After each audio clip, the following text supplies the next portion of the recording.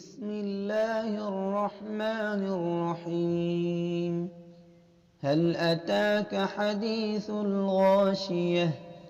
وجوه يومئذ خاشعة عاملة ناصبة تصلى نارا حامية تسقى من عين آنية ليس لهم طعام إلا من ضريع لا يسمن ولا يغني من جوع وجوه يومئذ ناعمة لسعيها راضية في جنة عالية لا تسمع فيها لاغية فيها عين جارية فيها سرر مرفوعة وأكواب موضوعة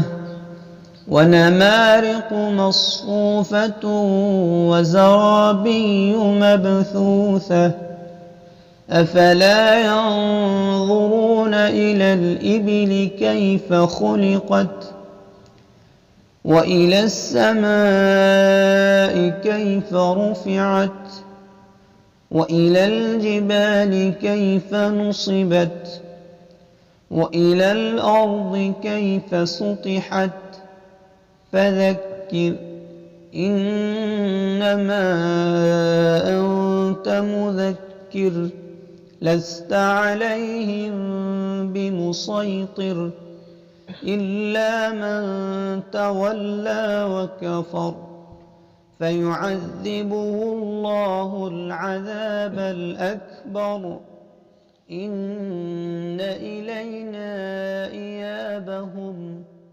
ثم إن علينا حسابهم.